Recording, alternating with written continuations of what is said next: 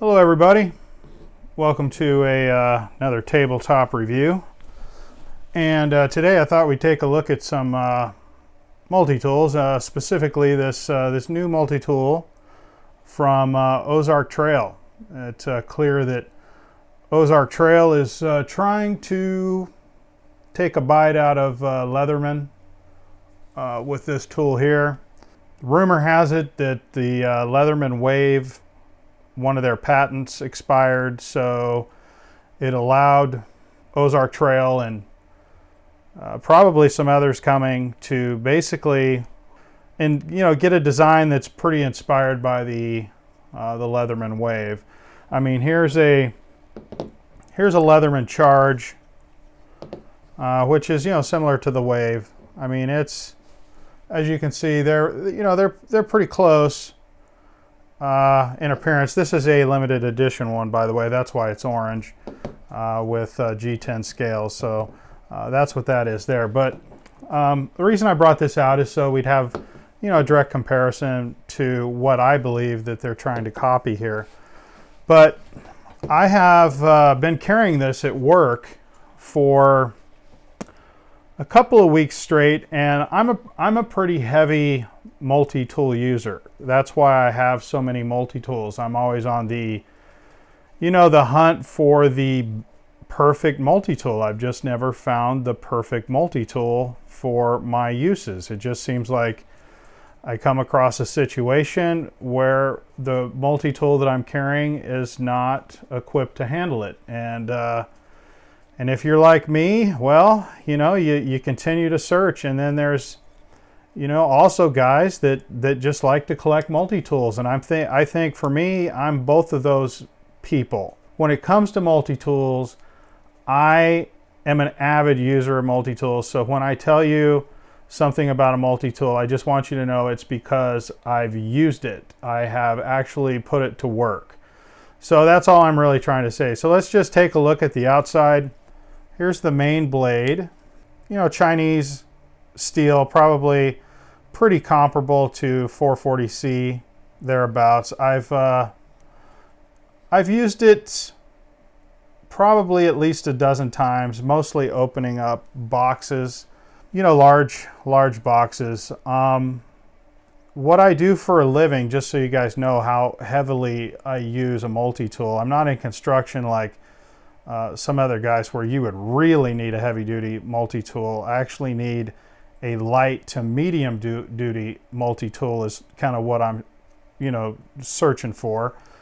I am a data center technician, so I find myself out on the data center without my tool bag a lot. I don't know how that happens to me. It just seems to happen a lot. So my multi-tool gets deployed in several different scenarios. So this blade is pretty good. I haven't had any problems with it. I like how it's really smooth. You can in fact open it one-handed. This is out of the box. All I did was drop some oil on it, and yeah, you can open it no problem. Let me get into the frame. That might help you guys see what I'm doing. But yeah, one-handed open with a thumb. It it works pretty good.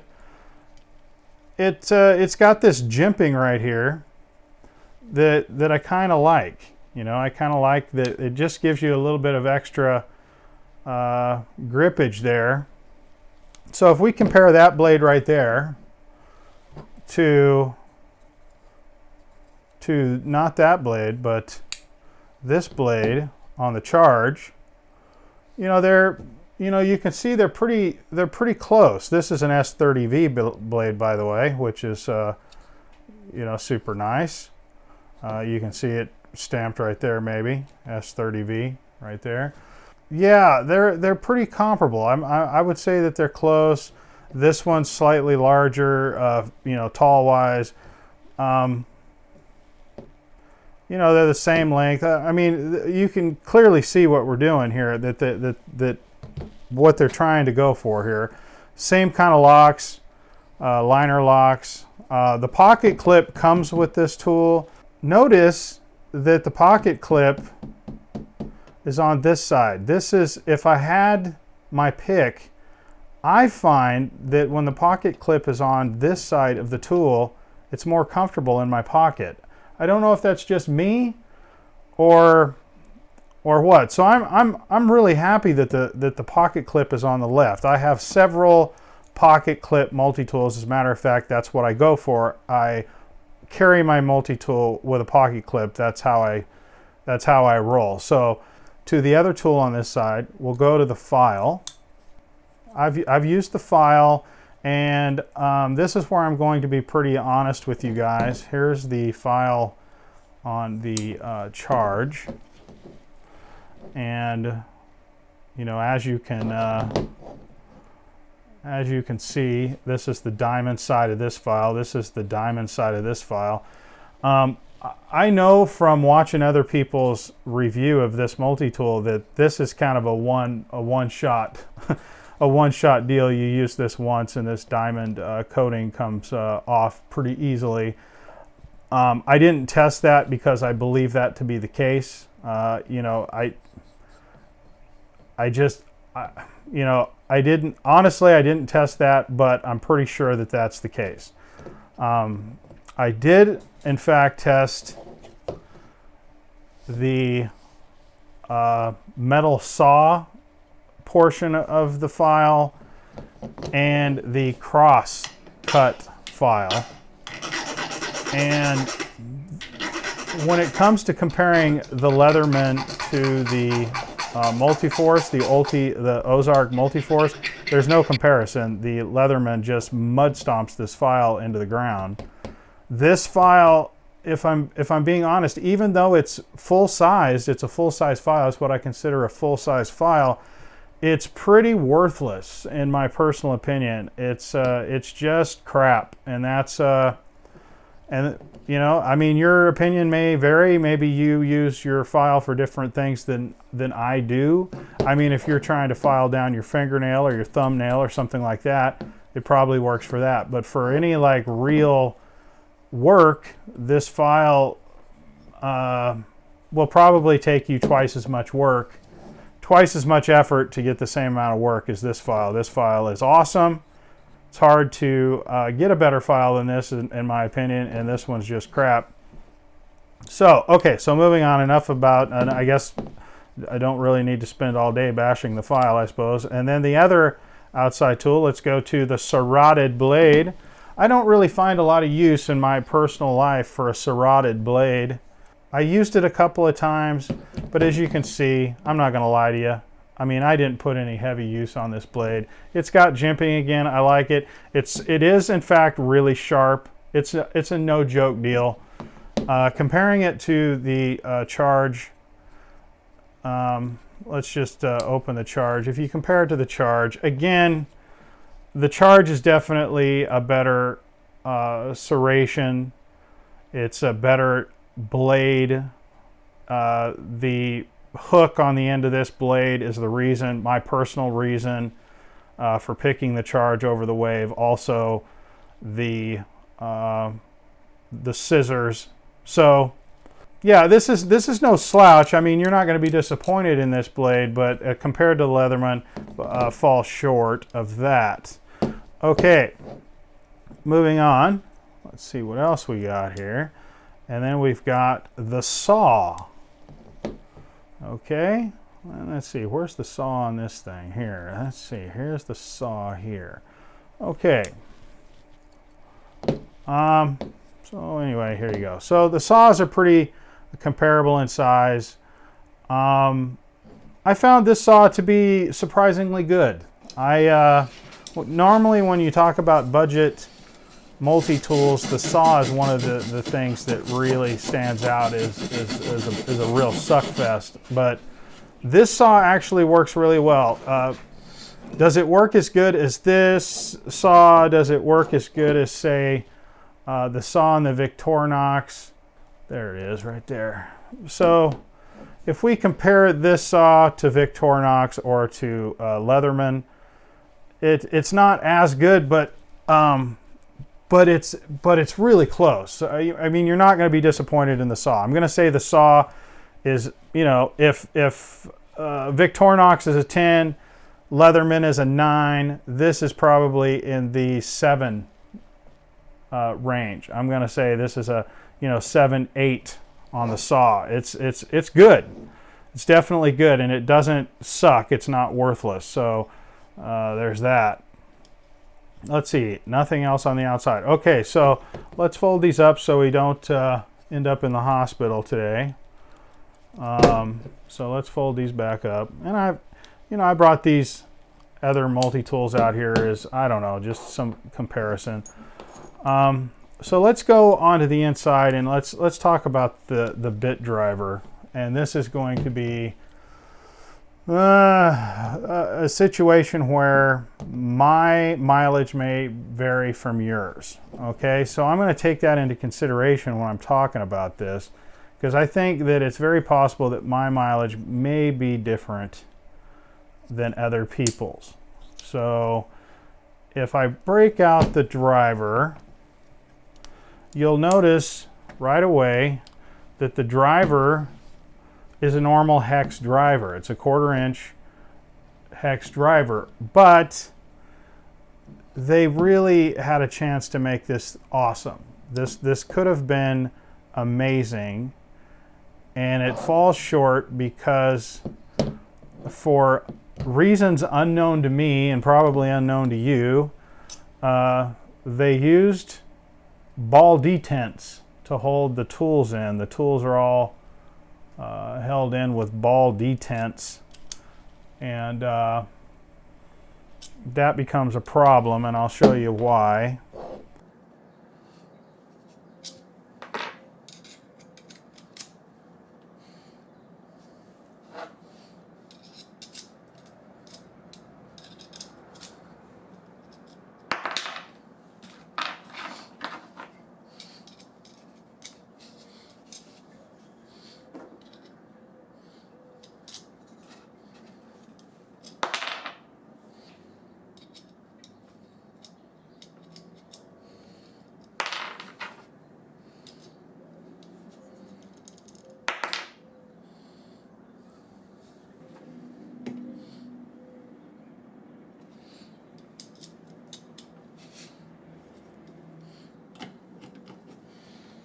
Damaged screw.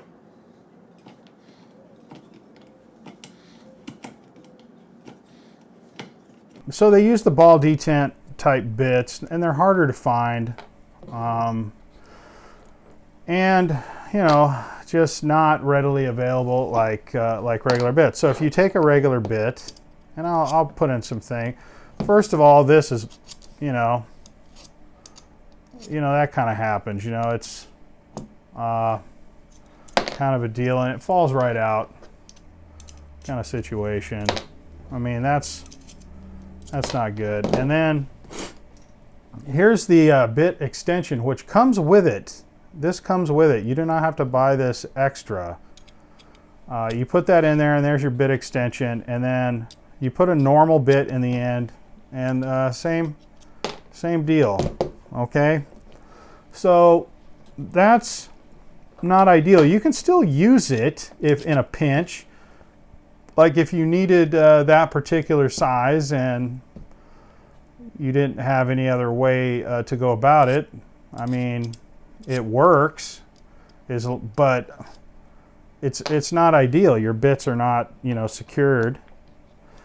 But on the other hand, for the Leatherman, you've got proprietary bits that are not full sized. I've never been a big fan of these flat bits, other than they take up less space. I get that, but I just, for me personally, don't find that they work as well in my particular applications. For instance, like hard drives, the SSDs, full size 3.5 inch hard drives. I like to carry a single bit that will work well with both of those. I mean, ideally you would carry a Phillips size one. So I've never been like a huge fan of this. These work. I mean, I've carried this at work, and it's fine. It works in a pinch, but it's not ideal either. So I mean, and the extension and all the other bits. I mean, this comes with bits, but they're worthless bits to me. They might as well have not included any bits as far as I'm concerned, because they're still forcing me to buy more bits. So that's my position on that. So which of this is better? I don't know. When I'm carrying this, I can just use this as a screwdriver with this bit that it comes with. What is this, a Phillips? Yeah, it's a Phillips size 1, and I can use this for the SSDs or the 3.5-inch drives, and this works fine. And I like to just do this. And then if I need some extra length or torque on something, I can do this. And then I found another one of these bits. This is Phillips size 2 and a slightly larger flathead on this side. This is a smaller flathead. I don't know how they, so this is 3/16, and this is the one that comes with it, 3/16, and this one doesn't say, so I'm not really positive how big that one is, but this works in here. I found this in some of my bits. So I keep both of these with me, and this tool with both of these bits pretty much covers everything that I use it for, and I just pretty much keep this in, and if I need to take out some cage nuts or something like that, I need to switch to this larger Phillips. So that's how I carry it right there, and I just keep it in this thing right here. So carrying this at work has been real good. You know, I can take you know, pretty much any screw out in a pinch if I forgot my tool pouch. So there's that. I you know, could have been amazing, could have been perfect, could have been exactly what I needed, but because it uses the ball detent bits and they're harder to find, yeah, but bravo for including this and the bits and everything. So so that's all that's on this side, by the way. As you can see, that's all that's on this side. Now if we go to the other side, let's go to the other side, and on the other side we have start with the scissors. The scissors they're pretty decent. I use these to I'll print out labels for the front of servers, and they'll just spit it out. Like say I need front and back labels for a server, it'll just spit them out in a big old long thing, and then I have to precisely cut the labels exactly where I need them, and this works really well for that. These scissors work well. Comparing them to the Leatherman,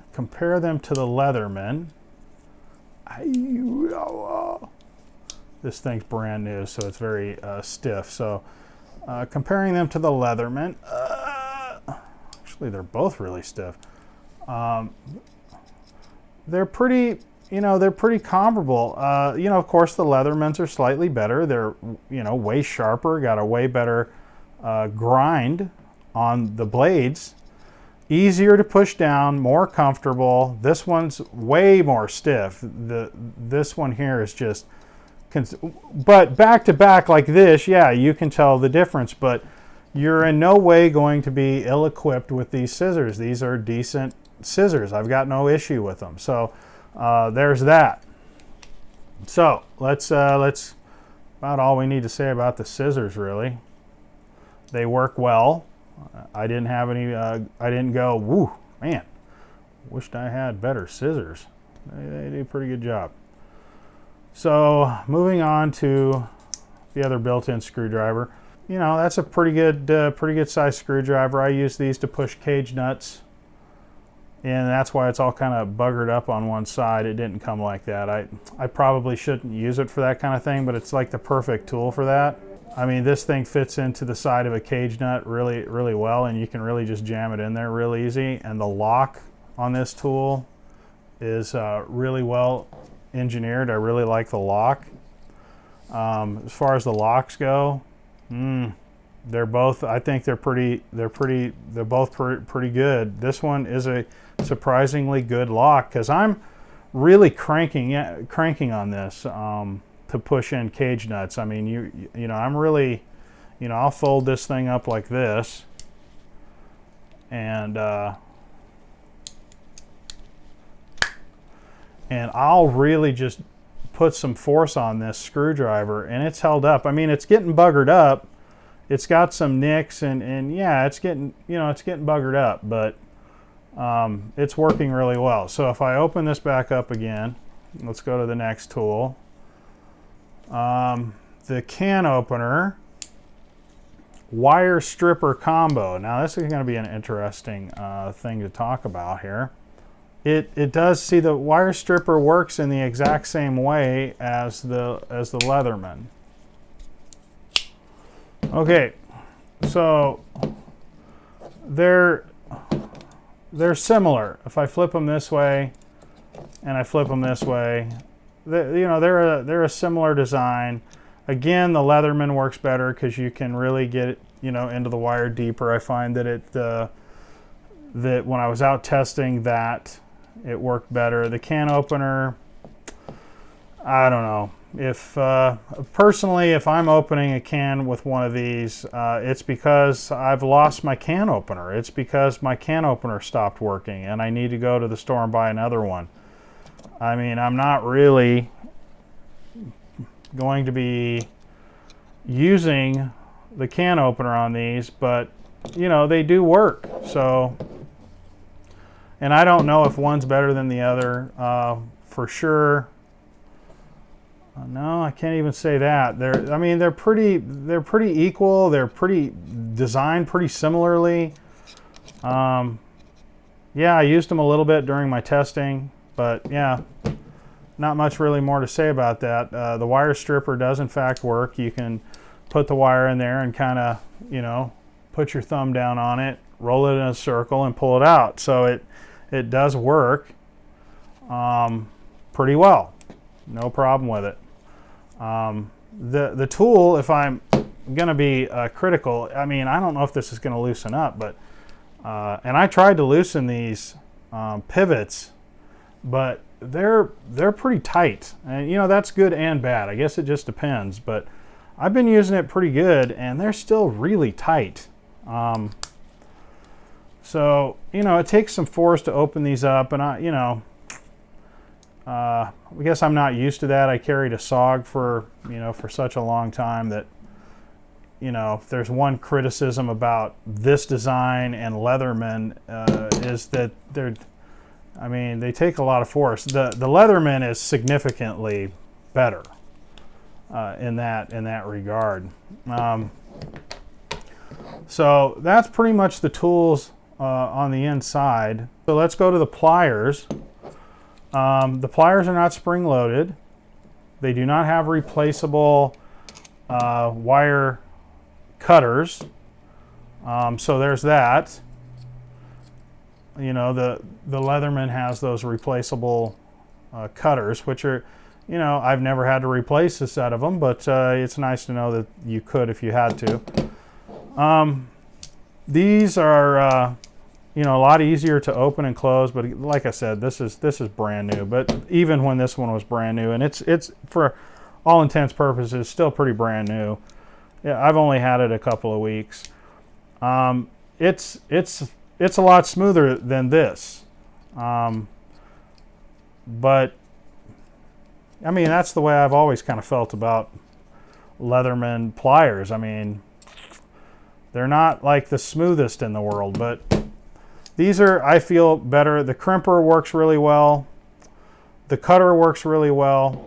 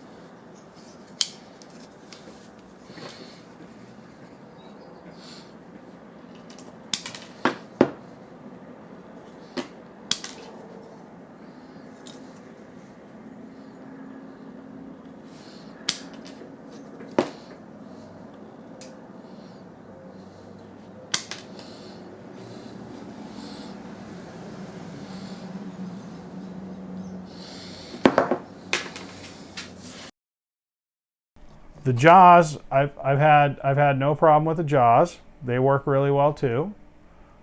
Yeah, what can I say? You know, the tips are pretty fine.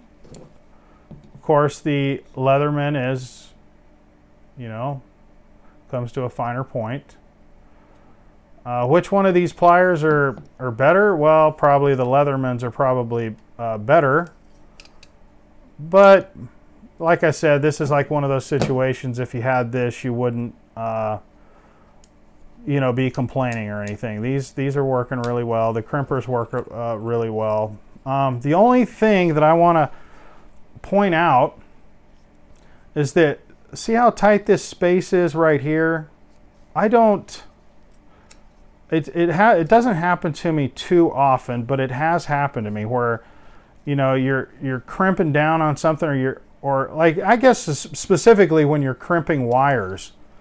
I've had Leathermans pinch my fingers either on one side or the other.